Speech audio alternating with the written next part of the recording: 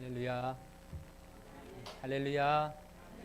예, 만나 뵙게 돼서 반갑습니다. 방금 소개받은 저는 경기도 구리시 갈매동이라고 하는 작은 신도시에서 목회하고 있는 장성훈 목사라고 합니다. 꼭 이 교회 한번 오고 싶었습니다. 왜냐하면 우리 이상진 목사님 만나면 우리 성도님들 칭찬을 얼마나 많이 하시는지 제가 와서 이렇게 예배드리고 여러분 찬양하는 모습 보니까 다들 사연이 있으신지 찬양할 때 눈물을 훌쩍훌쩍 하시고 진실한 마음으로 예배를 드리시는 모습 보니까 왜 그렇게 자랑을 했는지 알 것 같아요. 그리고 제가 이제 아파서 교회를 은혜롭게 이렇게 이전했는데 한 번도 와보지 못해서 꼭 한번 와보고 싶었고요. 또 한 가지는 아까 말한 것처럼 제가 이제 작년에 위암을 이제 발견하고 위를 절제하는 수술을 하고 올해 4월까지 항암을 했거든요. 근데 그 과정 가운데 우리 모든 성도님들이 제 이름을 부르면서 늘 기도해 주셨다는 소식을 듣고 언젠간 한번 꼭 찾아뵙고 인사를 드려야 되겠다. 이런 생각을 늘 하고 있었습니다. 그런데 오늘이 기회가 돼서 이렇게 와서 함께 감사의 인사를 전하고 또 피차 서로 말씀을 전하고 은혜 받을 수 있어서 하나님께 너무나 감사하고 개인적으로 기쁘고 즐겁고 너무나 행복합니다. 저는 이상진 목사님이랑 대학교 동기입니다. 저는 편입을 했거든요. 다른 학교 다른 과를 공부하다가 이제 신학교에 편입을 해서 3학년 때 들어갔던 이상진 목사님은 그때부터 벌써 이제 학생 회장이라 그래가지고 학생들의 리더로 굉장히 주목받는 인기 스타더라고요. 그래서 저는 이제 학교 처음 들어갔으니까 아무것도 모르잖아요. 어리버리한 저를 끌어주고 도와주고 챙겨주고 그래서 학교 생활 잘할 수 있도록 그렇게 엄청나게 도움을 많이 받은 또 이제 정이 많고 굉장히 의리가 있어요. 제가 아산병원에서 위 수술을 하고 회복되어서 그 병실에 딱 올라와서 눈을 떴더니 처음 제가 눈에 보인 사람이 바로 이상진 목사님이었어요. 그리고 또 저 2년 전에 저희 어머니가 천국 가실 때도 제일 먼저 달려와서 며칠을 밤을 새주고 함께 자리를 지켜준 친구가 이상진 목사님입니다. 인간적으로도 정과 의리가 있지만 또 영적으로도 여러분 굉장히 뜨겁습니다. 늘 대화를 하다 보면 어떻게 하면 처음 마음을 잃지 않을까, 어떻게 하면 하나님을 향한 그 뜨거운 첫사랑을 잃지 않을까 몸부림치고요. 저도 그걸 보면서 얼마나 많이 도전받고 감동을 받는지 몰라요. 아까 말한 것처럼 기숙사 같이 생활하고 또 기숙사 나와서도 몇 년 동안 결혼하기 전까지 자취했거든요. 그래서 볼 꼴, 못 볼 꼴 뭐 다 보면서 살았습니다. 혹시 우리 성도님들, 우리 목사님 과거가 궁금하신 분들 있으면 예배 끝나고 저에게 오십시오. 아주 진실하게, 아주 넉넉하게, 아주 자세하게 한번 폭로해 드리도록 하겠습니다. 오늘 설교 제목이 조금 여러분 생소하죠. 은혜 받으면 뭐하다고요? 뭐하다고요? 불편합니다. 사실 똑같은 여러분 여느 때 듣던 설교와 같은데요. 조금 다른 각도, 다른 관점에서 한번 접근을 해보려고 합니다. 여러분, 우리 사람이 살면서 한계를 참 많이 경험하죠. 어떤 한계를 경험합니까? 자본주의 한가운데를 살면서 여러분 늘 이런 생각하죠. 물질이 좀 넉넉했으면 좋겠다. 내 주머니에, 내 통장에 아니면 내 지금 지갑에 좀 물질이 많았으면 좋겠다는 물질의 한계를 늘 경험합니다. 또 어떤 한계 경험할까요? 어떤 체력과 건강의 한계 늘 경험하지 않습니까, 여러분? 연로하신 분들 많은데요. 연로하신 분들 아니면 나이가 들면서 체력 한계 늘 경험해. 제가 한번 여쭤볼게요. 나는 하루에 아침에 종합 영양제 한 3개 이상 챙겨 먹는다는 분 혹시 계세요? 아무도 없어요? 계시죠? 아마 예 계실 거예요. 이 정도 되면 우리가 뭐 믿음으로 사는 건지 아니면 뭐 약기운으로 사는 건지 모를 정도로 늘 체력의 한계를 경험해요. 또 저처럼 몸이 아픈 사람은 좀 몸 좀 건강했으면 좋겠다. 아니면 병원 좀 그만 갔으면 좋겠다. 늘 건강의 한계를 경험합니다. 또 어떤 한계가 있을까요? 지혜와 어떤 지식의 한계도 늘 경험해요. 살다 보면 눈만 조금 들어서 주위를 살펴보면 나보다 똑똑하고 잘난 사람들 정말 많이 있죠. 나도 좀 지혜로워서 우리 아이들 믿음으로 잘 양육하고 싶고 직장에서도 어떤 전문적인 지식을 가지고 사람들에게 좀 한번 멋도 부리고 능력 있는 모습도 한번 보여주고 싶은데 그게 잘 안 된단 말이에요. 늘 한계를 경험합니다. 근데 이런 한계뿐만이 아니라 우리 어떤 정서적인 한계라 할까요? 내면의 한계도 있는데 이건 모든 사람들이 가지고 있는 한계입니다. 어떤 한계가 있냐면 사람들의 시야가요 굉장히 좁아요. 이걸 그냥 한 수, 한 면밖에 못 본다 표현할 수 있는데 우리는요 시야가 굉장히 좁습니다. 이런 사람 있죠. 주변에 하나에 꽂히면 누가 옆에서 그건 아닌데 뜯어 말리고 소리 쳐도 못 듣는 사람들 있죠. 이게 여러분 개인의 성향일 수도 있지만 이게 사실 인간의 한계거든요. 제가 증명시켜 드려 볼게요. 우리 성도님들 다 이제 결혼하셨을 거 아닙니까? 결혼하기 전에 뭐 이제 결혼한 지 뭐 40년 됐고 30년 됐고 오래되셨으니까 기억 안 날지 모르겠지만 결혼하시기 전에 다 연애란 걸 하셨잖아요, 여러분. 배우자 보면서. 그래도 내가 결혼할 때 우리 특별히 여자분들 오늘 많으시니까 내가 이 남자 아니면 안 되겠다. 오늘 내가 이 오빠 아니면 안 되겠다. 그 당시에 그죠? 뭐 순박했다든가 아니면 굉장히 성실해서 처자식 굶겨주길 일은 뭐 없겠다든가 아니면 나랑 굉장히 코드가 잘 맞다든가 아니면 뭐 정말 흔하지 않지만 이 남자 영화배우 뺨치게 생겨서 한눈에 반했다든가. 제가 아까 보니까 우리 장로님, 기도하신 장로님 굉장히 젊었을 때 잘생기셨을 것 같아요. 그렇죠? 지금도 잘생기셨는데. 그러니까 여러분 뭐 다 하나에 꽂혀서 다 막 뜯어 말리는데 결혼하셨잖아요. 그런데 여러분 결혼하고 나니까 그거 좋은 면 하나만 보고 여러분 살게 되든가요? 갑자기 막 이 남자 나랑 안 맞고 안 좋은 습관들이 막 불쑥불쑥 튀어나오는데 여자들 당황하지 않으셨습니까? 여자들만 그럴 거예요. 남자도 여러분 할 말은 많습니다. 저도 저희 사모랑 연애해서 결혼했거든요. 제가 중고등부 교육전도사로 갔더니 교사라서 만났습니다. 얼마나 결혼하기 전에 잘 맞는지 어느 정도로 잘 맞았냐면요. 만나기로 약속합니다. 지하철에서 만나기로 약속하면 보통 여러분 약속할 때 어떻게 해요? 지하철에 플랫폼 번호가 다 있잖아요. 무슨 행 지금 들어오는데 몇 번, 몇 다시 몇에서 만나자 이렇게 약속하잖아요. 저희는 그런 약속 안 합니다. 그냥 지하철 들어올 때 만나자 하고 제가 가고 싶은 그 플랫폼 번호에 가잖아요. 우리 사모가 서 있는 거예요. 이거 이상하다? 우연이겠지? 이번에는 제가 서 있고 우리 사모가 만나기로 해서 오면 제가 가고 싶은데 제가 가 있으면 우리 사모가 글로 오는 거예요. 야, 이쯤 되면 이거 인연이고 운명이다. 너무 잘 맞다. 결혼을 했네요. 그런데 문제는 결혼식 당일 그 저녁부터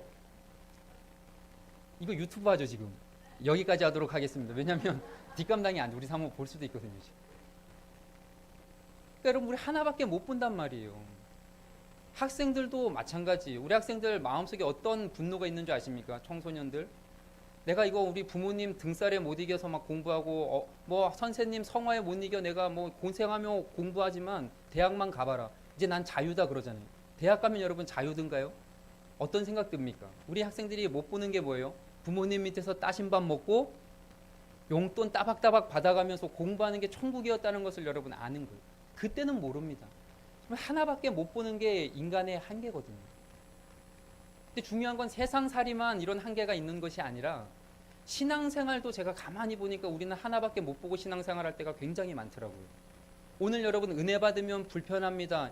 이 단어가 왜 우리에겐 생소하고 낯설까요? 우리는 은혜 받으면 어디에 익숙해요? 회복됩니다. 은혜 받으면 변화됩니다. 교회가 은혜 받고 장로님이 은혜 받으면 교회가 부흥합니다. 이 은혜의 순기능에 굉장히 우리는 익숙하거든요. 그러다 보니까 은혜 받으면 불편합니다. 물론 여러분 은혜 받으면 좋은 점이 많아요. 우리가 은혜 받고 구원 받으면 존재가 변화되죠. 지옥에서 어디로 갑니까? 천국으로. 저주에서 뭘로 바뀌어요? 축복으로. 사망에서 뭘로 바뀌어요? 생명으로 바뀌는 우리의 존재가 변하고 또한 우리가 하나님의 자녀되는 권세를 누리면서 이 땅을 살면서 순간순간 필요한 것도 채워주시고 공급하시고 보호하시고 함께하시고 여기까지 인도하시는 그 주님의 은혜를 날마다 경험한단 말이에요. 그런데 우리가 현실로 돌아와서 보면 우리가 은혜를 날마다 받는다고 해서 여러분 우리의 삶이 날마다 말씀 충만, 믿음 충만, 성령 충만, 기쁨 충만, 감사 충만만 하던가요? 은혜를 받아도 여전히 불편하고 힘들고 고난의 삶을 살아가는 성도들이 너무나도 많이 있단 말이에요. 이걸 어떻게 우리가 설명할까요? 오늘 성경을 보니까 그런 사람이 등장하네요. 노아가 등장합니다. 근데 노아가 살던 시대를 오늘 성경은 어떤 시대라고 설명을 하느냐. 5절 보니까 죄악이 가득한 시대였다 이렇게 설명을 해요. 그러니까 말씀과 기도와 찬양과 예배로 가득해야 될 이 시대가 음란과 술과 도박과 마약과 하나님을 배교한 이 타락으로 가득한 시대. 하나님이 그 모습을 보시고 세상 모든 지으신 것을 한탄하시며 홍수로 심판할 계획을 세웁니다. 그때 등장하는 인물이 노아인데 노아는 어떤 인물이었다고 오늘 8절에 소개합니까? 그러나 노아는 여호와께 뭘 입었다? 은혜를 입었다. 여러분 이거 얼마나 사실 귀합니까? 사람들마다 죄에 쪄들어 있어요. 눈에는 초점이 없고 다크서클은 막 여기까지 내려와 있고 살기가 등등하고 내일의 소망과 희망이 하나도 없어요. 그런 가운데 여호와께 은혜를 입은 노아와 노아의 가정, 얼마나 여러분 값집니까? 어떤 모습으로 노아가 살아야 될까요? 우리 한번 저랑 함께 그 시대 노아가 살던 전역 마을로 한번 상상 여행을 떠나보는 거예요. 자, 그 시대에 이제 노아가 살던 시대 저녁 시간이 됐습니다. 저녁 집집마다 여러분 어떤 풍경일까요? 아버지가 낮술을 거하게 드시고 와가지고 술에 취해서 집에 와서 여러분 그냥 자면 뭐 다행인데 술주정이 이제 시작되는 거예요. 엄마 한번 들들 볶았다가 자녀들 한번 매타작 했다가 성이 안 찼는지 그릇 던지고 살림 부서지고 엄마가 말리다가 이제 도저히 못 참겠는 거 어떻게 하는 거? 이 왼수 같은 인간 니 죽고 나 죽자 막 이제 싸움이 시작돼요. 아이들은 문제가 있습니까? 옆에서 막 불안에 떨면서 막 울고 있는 거예요. 이게 다 집집마다 그 시대 여러분 풍경인 거예요. 근데 노아의 가정은 어떨까요? 저녁에 환한 가정의 빛이 켜지고 온 가족이 한 상에 둘러 우리 그 찬송가 가사처럼 한 상에 둘러서 먹고 마셔 여기가 즐거운 낙원이라. 노아의 가정은 저녁에 하나님의 은혜를 경험한 이야기를 서로 하면서 식사를 나누고 화기애애하고 화목하고 자녀들은 얼마나 말을 잘 듣는지 곁길로 한 번도 새지 않고 열심히 공부해서 좋은 대학 가고 좋은 곳에 취직하고 결혼해서 믿음의 가정을 계속해서 이루어가고 노아의 아내는 하는 일마다 대박이 나서 부와 명예를 점점 축적하는 것이 여러분 그 당시 여호와께 은혜를 입은 노아와 노아의 가정 모습 아닐까요? 보통 우리는 그렇게 상상할 수 있잖아요. 그런데 반전이 시작됩니다. 오늘 우리가 읽은 이 성경 8절 이하에 보면 은혜를 입은 노아가 어떤 삶을 사는 줄 아십니까? 매일같이 산에 갑니다. 왜 산에 갈까요? 1번 나는 자연인이다를 찍기 위해서, 2번 배를 만들기 위해서. 몇 번일까요 여러분? 몇 번요? 그렇죠. 2번 배를 만들기 위해서 여호와께 은혜를 입고 매일 산에. 근데 여러분 여기서부터 제가 성경을 가만히 보니까 뭔가 여러분 핀트가 안 맞아요. 보통 배를 어디서 만들까요? 그렇죠. 물이 있는 해변이나 무태서 만들어야 정상인. 산에서 배를 만든다. 여기서부터 뭔가 핀트가 안 맞아요. 이 당시가 여러분 족장 시대입니다. 족장이 갖는 의미가 굉장히 커요. 평소에는 부족들을 다스려야 되는 왕이 전쟁이 나면 맨 앞에서 전쟁을 지휘하는 지휘관입니다. 또 가문을 일으키고 유지해야 되는 가장으로서 해야 될 일이 굉장히 많은 거예요. 그런데 여러분 개인적으로 가정도 있잖아요. 셈과 함과 야벳 자녀들도 있기 때문에 이 자녀들 양육해야죠. 육아도 같이 해야죠. 살림도 같이 해야죠. 그런데 여호와께 은혜를 입고 120년 동안 생계를 버리고 일상을 포기하고 매일같이 산에 가서 배를 만든다? 여자분들 같은 경우는 여러분 이거 용납이 되시겠습니까? 남편으로서? 아마 지금 같으면 오늘 시대면 저기 서초동에 있는 법원 가가지고 아마 이혼 도장 꽝꽝꽝 찍고 아마 끝났을 거예요. 여러분 요즘 남자들 참 힘듭니다. 요즘 남자들 결혼하면요 밥보다 더 많이 먹는 게 있어요. 그게 뭘까요? 술 아니죠. 술 아니에요. 아내에게 욕을 엄청나게 듣습니다. 집에 들어가는 순간부터 여러분 욕을 먹어요. 서 있으면 서 있다고 정신없어서 욕 먹고, 누워 있으면 지금 누워 있을 때냐고 욕 먹고, 밥 먹으면 밥 먹는 꼴 보기 싫다고 욕 먹고. 여러분 요즘 남자들이 정말 힘듭니다. 돈도 벌어야죠. 집안일도 해야죠. 아내들 기분까지 맞춰줘야죠. 이게 쉬운 게 아니거든요. 주여 나오잖아요. 이쯤 되니까. 요즘에 제가 가만히 보니까 남자들 아무리 집안 살림 안 해도요. 남자들이 공통 필수적으로 하는 집안일 하나가 있더라고요. 요즘에는 뭐 젊은 남자들 집에서 설거지도 하고 빨래도 하고 하지만 아무리 집안일 안 해도 요즘 남자들이 하는 공통 필수 항목이 한 가지인데 그게 뭔지 아십니까? 분리수거. 그쵸? 분리수거는 요즘에 꼭 남자들이에요. 저는 지금 담임을 2개 하고 있거든요. 하나는 다사랑교회 담임이랑 또 하나는 다른 교회 담임이 아니라 저희 집에 육아와 살림을 제가 담임하고 있습니다. 저희 사모님이 경찰 공무원이에요. 그래서 늘 출근을 하고 생계를 이제 책임져야 되기 때문에 제가 집에서 이제 교회에서 목회하고 집안의 살림과 육아를 하는데 제가 육아와 목회를 같이 하면서 가만히 살펴봤더니 요즘에 분리수거하러 나가잖아요. 60대 이상 우리 부모님 세대들은 가끔 어머니들이 나온 사람이 있더라고요. 근데 30대 아니면 우리 같은 40대, 50대는요 100% 남자예요. 근데 이 남자들 제가 가만히 살펴보니까 분리수거를 하러 나올 때 입는 유니폼이 있어요. 그게 뭔지 아십니까? 집에서 당장 버려도 어색하지 않는 목 축 늘어난 추레한 그 티셔츠 하나랑 반바지. 겨울엔 춥잖아요. 여기다 롱패딩 하나 걸쳐서 나와요. 그리고 맨발에 각질 다 보이는 맨발에 슬리퍼 신고 분리수거하고 와서 분리수거하러 오면 얼마나 많이 해봤는지 막 일사천리로 분리수거를 딱 해요. 그리고 이들이 여러분 바로 집으로 들어갈까요?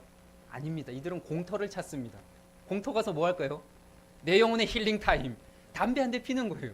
근데 제가 가만히 보니까 제가 재밌어서 관찰해 봤거든요. 담배를 우리 그냥 보통 생각하기에 서서 뭐 이렇게 피든가 앉아서 피잖아요. 분리수거하러 오는 남자들의 여러분 그 어떤 컨셉이 뭔지 아십니까? 불쌍함이거든요. 제가 분리수거하는 남자들 담배 피는 모습을 봤더니 시그니처 자세가 있어요. 서서 안 핍니다. 이들은 어떻게 피냐? 앉아서 쭈그려서 펴요. 쭈그려서. 그리고 보통 전 담배 한 번도 안 펴서 모르는데 이렇게 보통 피잖아요. 보면. 근데 이들은 여러분 이 불쌍한 컨셉의 최고점 이렇게 피지 않아요. 담배를 이렇게 해서 빨더라고. 이렇게 보니까 이렇게 빨아요. 그리고 한 손은 스마트폰 보면서 막 혼자서 막 뭐 유튜브를 보는지 만화를 보는지 막 킬킬대는 거예요. 그리고 한참 그러고 앉아 있다가 다시 일어나가지고 스트레칭하고 바구니 들고 각질 다 보이는 슬리퍼 신고 집으로 돌아가는 모습 보면 남자들 얼마나 불쌍한지 몰라요. 그러니까 여러분 지금 노아가 이렇게 살아도 모자를 파네.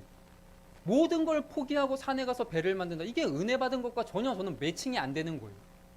이런 관점으로 제가 성경을 보다 보니까 이런 사람들이 꽤 많이 나오더라고요. 사무엘서에 나오는 우리 다윗을 한번 볼까요?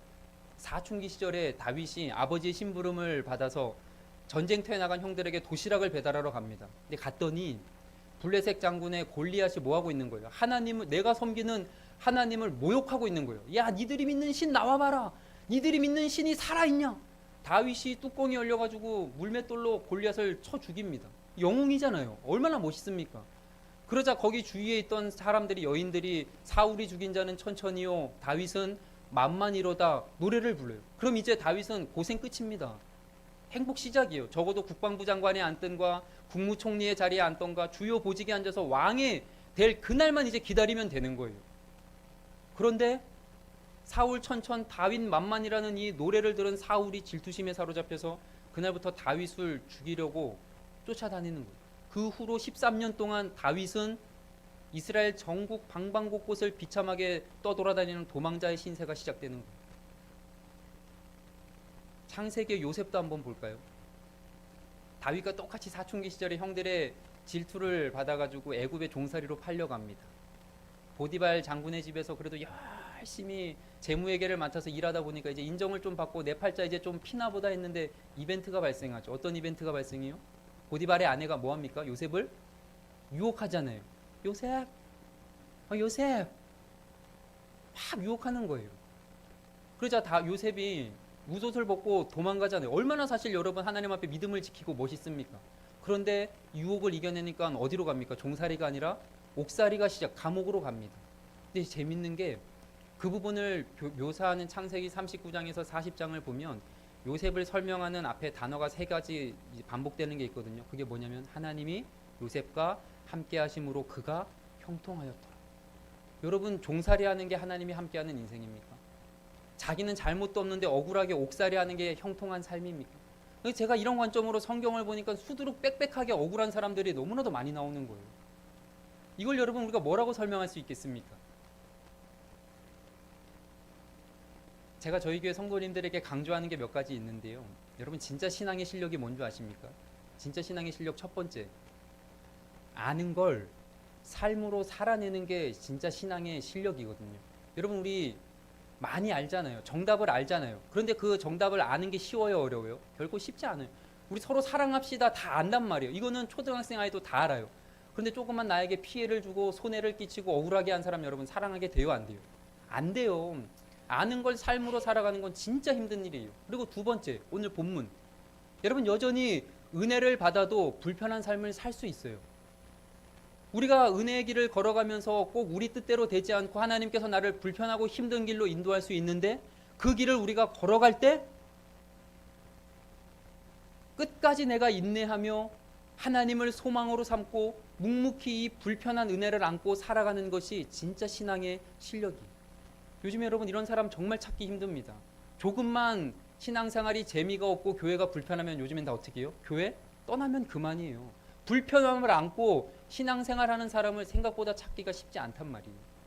저는 우리 하이사랑교회 모든 성도님들이 그 신앙의 실력자 되기를 주의 이름으로 축원합니다. 제가 이런 관점으로 설교를 준비하는데요, 제가 아는, 여러분은 몰라요, 제가 개인적으로 아는 두 명의 실존 인물이 생각이 났습니다. 한 사람은 누구냐면, 제가 아까 편입했다 했잖아요. 신학교에 편입 동기거든요. 저는 원래 호텔 조리를 전공했습니다. 군대에서 치사병을 하고요, 호텔 조리를 전공하고 명동에 있는 그 세종 호텔이라는 곳 한식부에서 일을 했어요. 너무나 재밌어요. 그런데 한 가지 마음에 걸리는 게 뭐냐면, 호텔에서 일하면 주일을 못 지켜요. 언제 제일 바쁠까요? 주말이 바쁘겠죠. 교회를 못 가요. 근데 가끔 비번이 나서 이제 교회를 주일날 쉬면 교회를 갈 것 같은데 피곤하다 보니까 잠을 자느라 못 가요. 제 안에 내 신앙이 이거밖에 안 됐나? 나 이렇게 살면 안 되겠다. 나 이거 그만두고 주일을 날마다 지킬 수 있는 직업을 찾아봐야 되겠다. 생각해봤더니 목사가 되면 주일을 범하는 이 고민을 안 해도 되겠더라고요. 극단적으로 제가 신학교 이제 편입을 했거든요. 이제 편입을 시험을 보러 갔습니다. 얼마나 긴장이 돼요. 영어 시험 봐야죠. 성경 시험 봐야죠. 교수님들 앞에서 면접도 봐야죠. 막 긴장하고 시험 준비하고 있는데 저 뒤에서 남자 여자 두 명이 같이 왔나, 다 모르는 사람이 시험장에 왔으니까 경쟁자고 다 모르잖아요. 두 명이 아는 사람이 같이 왔나 봐요. 껄껄대면서 막 웃고 있더라고요. 그래서 제가 속으로 저것들 진짜 이상하다. 거룩한 하나님의 신학교에 시험 보러 왔으면 기도로 준비하고 말씀으로 준비해야지, 연애질이나 하고 있고 저건 100% 탈락이다 이제 제가 생각했거든요. 이제 시험 보고 저는 합격하고 개강 첫날이 됐어요. 딱 갔더니 그 두 사람도 와 있는 거예요. 근데 문제는 두 사람이 아니라 세 사람이 갓난아기를 안고 왔네, 이 사람들이. 알고 봤더니 21살에 이 사람들이 결혼하고 22살에 애를 낳고 23살에 편입하고 온 거예요. 저는 이제 한참 뭐 사역하고 연애하고 뭐 그럴 때니까 결혼과 아이는 생각도 없고 공통 관심사가 없으니까 뭐 괜찮습니다. 뭐 저희 교회도 흔히 있는 일이라서 뭐 기다려 드릴게요. 저 사람들이랑 뭐 친해질 일은 없겠다 하고 이제 지냈는데 하다가 저희도 모르게 친해진 거예요. 굉장히 친해졌어요. 그리고 이제 졸업을 했습니다. 근데 이제 연락만 하고 지내다가 이 목사님이 갑자기 미국 LA에 이민 목회를 하러 가겠다는 거예요. 잘 다녀오라고 저희 가정이랑 마지막 식사하고 이제 가서 가끔 안부를 묻는데, 어느 날 제가 교회에서 이제 말씀을 준비하고 있는데 카톡이 왔어요. 어떤 카톡이 왔냐면, 목회 미국에 사는 게 너무 힘들다는 거예요. 목회도 힘들고 성도들도 말도 안 듣고 언어도 안 통하고, 이분이 한국에서 미국 갈 때 자녀가 2명이었거든요. 근데 미국 가서 2명을 더 낳았어요. 4명이 됐어요. 그러니까 생계도 책임져야 되고 너무 힘들고 너무 외롭다는 거예요. 그래서 제가 아무 생각 없이 그냥 잘 살고 있네, 잘 걸어가고 있네, 목회 잘하고 있네 이렇게 보냈어요. 그리고 이제 인사하고 일단락 됐습니다. 며칠 후에 장문의 카톡이 왔어요. 어떤 카톡이 왔냐면, 네가 그때 잘 살고 있네, 잘 걸어가고 있네, 목회 잘하고 있네, 이 한마디가 꼭 하나님이 자기에게 주신 말씀처럼 머리를 딱 얻어맞은 것 같았다는 거예요. 그러니까 여러분 잘 들으셔야 돼요. 교회에서 목사님이, 사모님이, 장로님이, 권사님이 하는 한마디가요, 한 영혼을 회복시키고 살릴 수도 있고 한 영혼을 실족하고 넘어지게 할 수도 있는 거예요. 한마디 한마디 정말 잘하셔야 돼요. 근데 이 목사님이 미국에서 너무나 힘들고 외로운데 하나님께서 이 잘 살고 있네라는 이 문자 하나를 통해서 자기를 위로하는 것처럼 느껴져가지고 자기가 힘을 얻고 한동안 목회를 열심히 했다고 고맙다는 장문의 카톡을 보냈더라고요. 여러분 잘 살고 있네, 이거 워딩 잘 기억하십시오. 제가 이따 써먹을 겁니다. 그리고 또 한 명은 저희 교회 성도거든요. 저희 교회 성도 중에 이혼하고 자녀를, 초등학교 아이 자녀 2명을 홀로 키우는 여자 집사님이 있어요. 근데 이분이 집이 인천입니다. 인천. 그러니까 교회 주일날 집에서 저희 교회까지 오려면 2시간이 걸려요. 1시간 예배하려고 2시간 왔다가 또 1시간 예배하고 2시간 걸려서 집에. 제가 한번 여쭤볼게요. 혹시 우리 하이사랑교회 성도님들 중에서 가장 멀리서 오는 분 누구십니까 혹시? 아까 가수분, 아까 찬양 가수분처럼 잘하신 우리, 예, 어디서 오셨어요? 거기도 한 2시간 걸리지 않나요 여기서? 그건 아니에요? 1시간? 안 걸려요? 1시간 반. 그쵸. 예, 그러니까 이게 여러분 정말 쉬운 일이 아니잖아요. 2시간 걸려서 오는 게. 이분이 근데 이제 어떤 일이 있었냐면, 작년에 차를 바꿨어요. 어떤 차였냐면, 이제 돈이 이제 풍부하지 않으니까 맨 처음에 나온 아반떼 정말 구형 달달거리는 차를 타고 다녔거든요. 근데 이제 교회에 좀 안전하고 편하게 오려고 작년에 산타페 하이브리드 최신형 차로 이제 바꿨단 말이에요. 이제 바꾸고 이제 교회를 오는데 그날 이제 교회를 오려고 경인고속도로에 딱 올라왔는데 차가 막히는 거예요. 막히니까 이제 천천히 가고 있는데 뒤에서 새 차를 확 박아버린 거예요. 얼마나 여러분 마음에 낙심이 되겠습니까? 저희가 새 차를 샀다고 막 기도해드리고 축복하고 축하하고 그랬는데 얼마 안 지나서 차 뒤에가 완전히 부서졌어요. 이분이 낙심할 수 있잖아요. 그런데 어떻게 했냐면 바로 레카차를 불러가지고 차를 입고시키고 렌트를 바로 해가지고 교회 늦지 않게 예배를 드리러 온 거예요. 이분이. 얼마나 여러분 멋있습니까?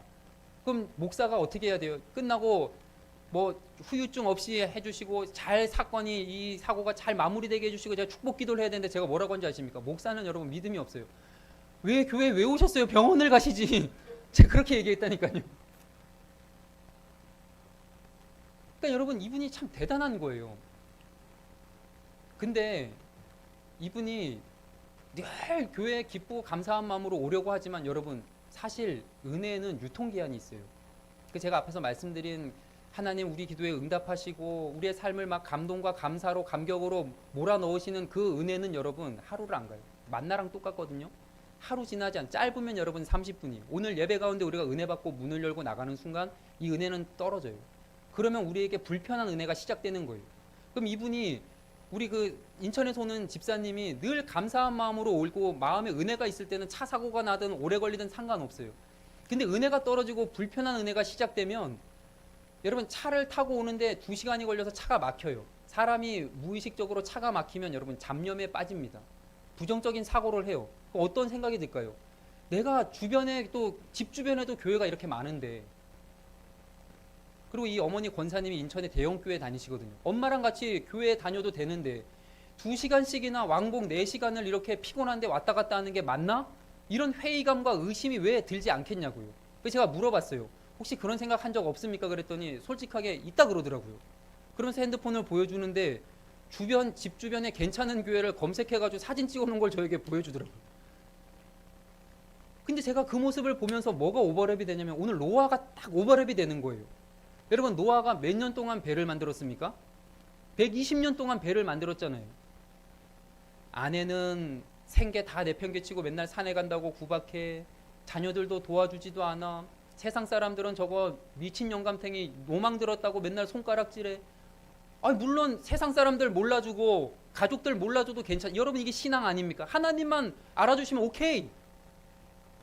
그럼 하나님 가끔 노아에게 신방 오셔 배 만드는 노아에게 신방 오셔가지고 잘하고 있다고 당근도 주시고 보상도 해주시고 그러면 참고 할 텐데 비가 온다고 하는데 비가 올 징조는 하나도 안 보이고 맨날 하늘은 너무나 맑아요. 노아가 여러분 이런 생각 안 했겠습니까? 하나님 지금 이게 내가 잘하고 있는 게 맞습니까? 하나님 이게 지금 은혜를 입은 나의 모습이 맞습니까? 하나님 내가 지금 잘 살아가고 있는 게 맞습니까? 하나님 앞에 여러분 한 번쯤은 의심하고 회의감에 쌓이지 않았을까요?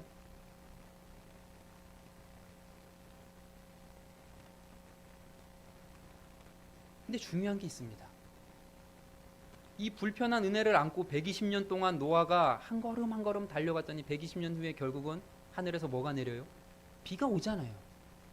홍수로 모든 사람들이 심판당할 때 노아의 가족은 구원을 받아요. 제가 앞에서 말씀드린 다윗 보십시오. 이유도 모르고 13년 동안 하나님 앞에 마음에 합한 자라는 인정을 받고 이제는 내가 왕이 되어야 될 사람인데 도망자의 인생을 13년 동안 견뎠더니 결국은 13년 후에 왕이 되고 예수 그리스도의 조상이 되고 족보에 오르는 놀라운 축복을 누리잖아요. 요셉도 마찬가지 아닙니까? 억울하게 종살이하고 옥살이하고 견뎠더니 결국은 애굽의 국무총리가 되어서 가나안 땅에 흉년이 들었을 때 유대 민족을 구원하는 하나님의 구원 사역에 놀랍게 쓰임을 받잖아요.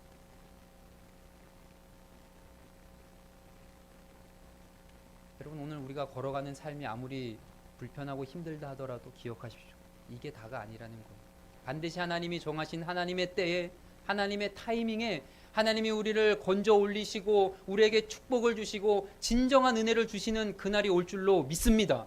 이 신앙의 실력은 그것을 바라보며 오늘 불편한 우리의 삶을 믿음으로 한 걸음 한 걸음 살아가는 거예요. 여러분 저는 누구보다 하나님 앞에 은혜를 많이 구한 목회자라고 자부합니다. 우리 하나님은 물론 저를 뭐라고 인정하실지는 모르겠지만 저는 정말 누구보다 하나님 앞에 은혜를 많이 구했거든요. 아까도 제가 보니까 예배 가운데 하나님 은혜 달라고 하이 사랑교회도 교회하지만 저희는 다른 기도 안 합니다. 하나님 오늘 예배 가운데 우리 교회 은혜 주시고 말씀에 은혜 주시고 성도들에게 은혜 주시고 성도들의 가정과 자녀들에게 날마다 은혜 주시고 하나님의 은혜가 아니고서는 오늘 우리가 한순간도 살아갈 수 없음을 고백하오니 하나님 날마다 우리에게 은혜 정말 은혜 많이 구했습니다. 예배 때마다 우리는 은혜에 대한 찬양만 불러요. 하나님의 은혜로 한량없는 은혜 모든 것이 은혜 은혜가 난 찬양만 부른단 말이에요. 그래서 여러분 하나님께서 저에게 실제로 은혜를 많이 주셨어요. 제 고향이 어디냐면 강원도 정선 고안입니다. 여러분 젊은이의 양주 혹시 아세요? 탄광촌 아시죠? 지금은 카지노로 더 유명하죠. 그 저희가 살던 아파트를 허물고 만든 곳이 지금 카지노거든요. 탄광촌이 저희 아버지 평생을 광부로 사셨습니다. 동네 여러분 물도 새까매요. 동네가 다 새까매요. 사람들의 마음도 새까매요. 내일의 소망이 없어요. 여러분 막장이라는 단어 아시죠? 그게 어디서 나온 줄 아십니까? 탄광의 가장 깊고 어두운 갱을 막장이라 그러거든요. 이걸 사전적인 정의로 보면 인생 갈 때까지 간 사람, 소망이 없는 사람을 인생 막장이라 부르는 거예요. 그 강원도 정선은요 인생 막장이에요. 사람들에게 소망이 없어요. 그런데 제가 거기서 예수님을 믿고 하나님 저를 건져주시고 불러주시고 하나님의 자녀로 삼아주시고 주의 종이 되어서 지금까지 하나님의 은혜 아니고서는 살아갈 수 없었음을 분명히 고백하게 할 정도로 하나님의 은혜를 많이 경험했지만 오늘 제 43년 인생 오늘까지 되돌아봤을 때 은혜 구한 저에게 하나님 주신 건 위암이거든요. 지금 그 뭘로 설명할 수 있을까요? 아니 하나님 은혜 구했으면 개척교회 목사에게 건물을 좀 주시든가 많은 성도들 좀 보내주시든가 아니면 말씀을 잘 전할 수 있는 능력과 목회 잘할 수 있는 건강을 주시는 게 여러분 당연한 거 아닙니까? 하나님 그것이 아니라 저에게 위암을 주셨어요. 저는 이제부터 불편한 은혜를 안고 평생을 여러분 살아가야 돼요. 근데 여러분 저는 한 가지 확신합니다. 이 불편한 은혜를 안고 가는 이 연약한 몸뚱어리를 가지고 살아가는 저에게 여러분 육적으로는 제가 너무나 어려울지 모르지만 하나님께서 이 수술하고 항암하는 가정 동안 영적으로 너무 풍성하게 하셔서 아까도 우리가 찬양했지만 감사가 아닌 것이 없도록 날마다 내 인생을 통해서 감사를 고백하도록 하나님께서 이끄심을 지금 경험하고 있는 거예요. 여러분 혹시 이런 말씀 드려서 그렇지만 오늘 내가 방귀 한번 시원하게 끼고 나서 여러분 감사한 분 계십니까? 화장실에서 대변 보시고 여러분 감사한 분 혹시 계세요? 위암 수술을 하고 나잖아요. 방귀 한번 끼고 트름 한번 하고 화장실에 가서 대변 한번 보면 여러분 감사가 나와요. 오늘 저녁에 누워서 아무런 하나님 이벤트 없이 응급실에 가지 않고 약 먹지 않고 하루를 잘 보낼 수 있도록 해주신 거 감사하고 아침에 눈을 뜨면 하나님 무사하게 눈을 떠서 생명을 연장시켜 주시면 하나님 감사하고 이 불편한 은혜 속에서 하나님 또 새롭게 부어주시는 은혜가 있더라고요. 여러분 저는 우리 성도님들에게 오늘 권면하고 싶은 거예요. 하나님 나에게 은혜를 주시되 내 앞에 나 힘들게 하는 사람 다 제거해 주시고 내 인생의 상황과 환경 날마다 핑크빛 장밋빛 인생만 걷게 해달라고 여러분 기도하는 것보다 하나님 여전히 내 인생 불편하고 힘들고 어려운 삶을 우리가 살아가지만 오늘 이 어려운 삶과 불편한 삶 가운데 다시 한번 내가 하나님을 소망 삼고 믿음으로 한 걸음 한 걸음 걸어갈 수 있는 하나님 나에게 힘과 은혜를 주십시오. 기도하는 우리 사랑하는 하이사랑교회 성도님들 되시기를 주의 이름으로 축원합니다. 말씀 마무리할게요. 제가 어느 그 목사님 설교를 듣다 보니까 이런 말씀 하더라고요. 여러분 종교마다 그 종교를 상징하는 도형이 있대요. 모양이 있대요. 한번 문제 낼게요. 불교는 여러분 어떤 모양일 것 같습니까? 불교 어떤 모양, 도형 어떻게 하셨어요? 예. 우리 보통 리을자 이렇게 있는 불교 모양 생각하잖아요. 근데 불교는 동그라미래요. 동그라미. 왜냐하면 원불교가 여기서 나온 건데 동그라미. 불교는 가만 보면 여러분 원만한 삶 아니면은 뭐 번뇌했다가 경지에 이르고 해탈했다가 뭐 환생하고 막 이렇게 여러분 돌고 돌잖아요. 이 돌고 도는 게 이제 원이라는 거예요. 그러면 기독교는 여러분 어떤 모양일까요? 당연히 뭘까요? 삼각형? 아니에요. 뭐 저희 교회 성도님들은 뭐 하트라고도 얘기하는데 아니라 여러분 십자가죠. 십자가 사실 십자가잖아요. 근데 손양원 사랑의 원자탄이라고 하는 손양원 목사님이 이런 이야기했습니다. 여러분 십자가는 오른쪽으로 자빠져도 불편하고 왼쪽으로 자빠져도 불편합니다. 맞아요. 여러분 십자가가 왼쪽으로 오른쪽으로 한번 자빠져 보세요. 눕는 것도 아니고 쓴 것도 아니고 비스듬히 있으면 얼마나 불편합니까? 여러분 이게 십자가래요. 그럼 여러분 교회도 불편한 게 당연한 거예요. 복음도 불편한 게 당연한 거예요. 은혜도 불편한 게 당연한 거예요. 저처럼 작은 개척교회 목사가 한국교회 운운해서 죄송하지만 여러분 한국교회가 왜 변질됐을까요? 한국교회 성도들이 왜 병들었을까요? 편한 것만 찾다 보니까 병든 거 아닐까요?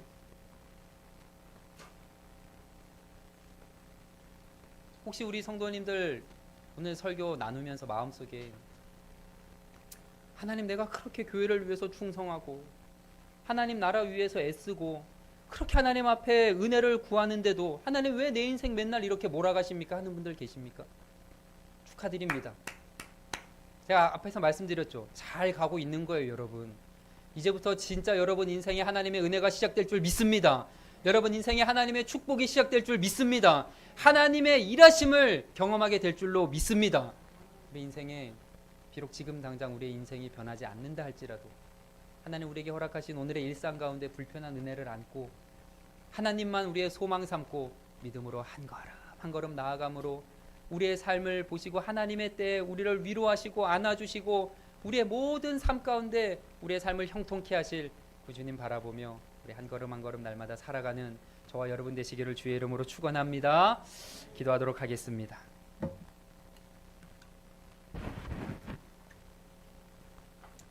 거룩하신 하나님 아버지, 날마다 연약하고 힘들고 불편하게 살아가는 것이 우리의 인생임을 깨닫습니다. 우리 귀한 하이사랑교회 성도님들, 비록 우리의 삶이 힘들고 어렵다 할지라도 오늘 하나님 우리에게 주신 말씀 붙잡고 다윗처럼 요셉처럼 노아처럼 하나님 향하여 하나님을 소망 삼고 믿음으로 한 걸음 한 걸음 불편한 은혜 가운데 살아갈 수 있는 우리 믿음의 모든 성도님들 될 수 있도록 하나님께서 일하여 주시옵소서. 그리하여 인생 끝에 우리를 안아주시고 잘했다 칭찬하시고 우리의 삶을 격려하실 주님 바라보며 하나님 날마다 주님을 소망 삼고 찬양하며 감사하며 믿음으로 살아갈 수 있도록 다시 한번 우리에게 힘을 허락하여 주시옵소서. 그렇게 하실 주님을 찬양하며 예수님의 이름으로 기도드리옵나이다. 아멘.